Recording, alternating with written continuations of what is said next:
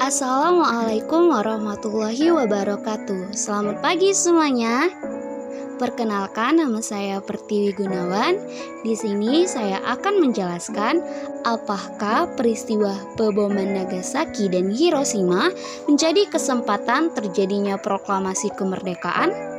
Maka dari itu, langsung saja akan saya jelaskan. Proklamasi kemerdekaan Indonesia dikumandangkan oleh Soekarno pada tanggal 17 Agustus 1945. Selain diraih dengan perjuangan bangsa Indonesia, proklamasi kemerdekaan juga dapat terlaksana akibat adanya faktor eksternal.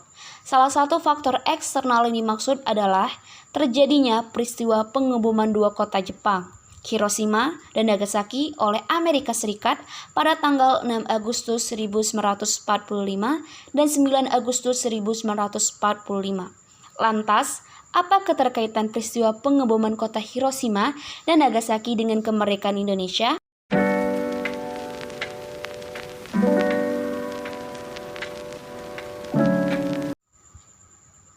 Pada tanggal 6 Agustus 1945, kota Hiroshima di Jepang berhasil dihancurkan menggunakan bom atom yang dijatuhkan oleh Amerika Serikat. 3 hari berselang, lebih tepatnya pada tanggal 9 Agustus 1945, bom kedua kembali dijatuhkan oleh Amerika Serikat di kota Nagasaki, Jepang.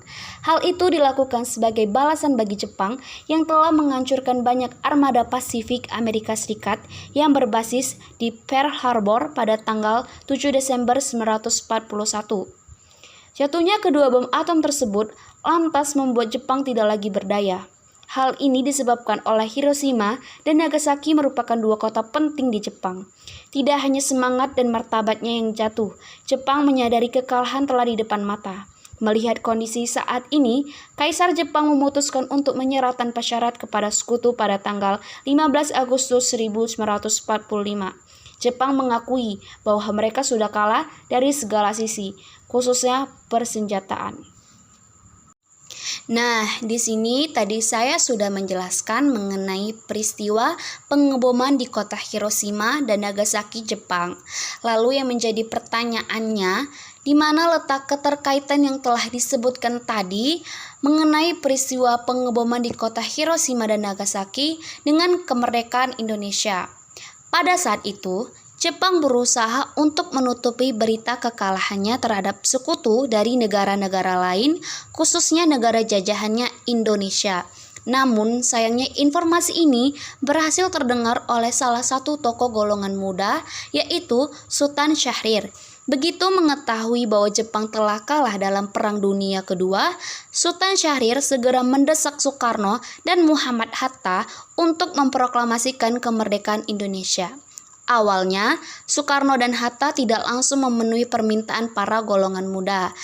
Alasan kedua tokoh tersebut menolak mempercepat proklamasi kemerdekaan adalah karena mereka masih menunggu hasil keputusan sidang PPKI.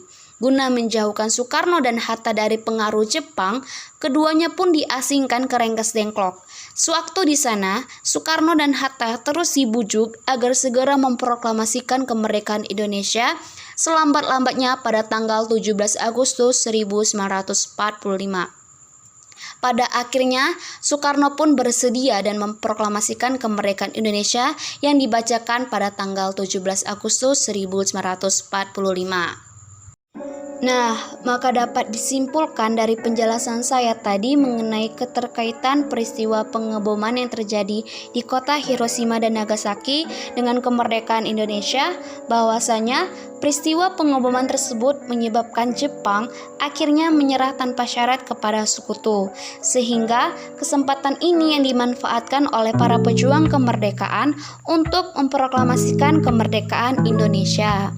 Tetapi di sini saya ingin mengajak teman-teman semua untuk berandai-andai dan berpikir ketika misalnya pada saat itu tentara Amerika tidak menjatuhkan bom atom ke kedua kota yang berada di Jepang dan Jepang akhirnya bisa menang melawan sekutu pada Perang Dunia Kedua, apakah Indonesia bisa memiliki kesempatan untuk memproklamasikan kemerdekaannya? Maka dari itu, bila teman-teman memiliki opini mengenai hal ini, dapat menuliskan di kolom Google Form yang akan saya buat nanti, ataupun bisa menuliskan opininya masing-masing di kolom komentar YouTube. Nah, sekian dari penjelasan saya mengenai materi ini. Lebih dan kurang saya mohon maaf. Wassalamualaikum warahmatullahi wabarakatuh. Selamat pagi semuanya.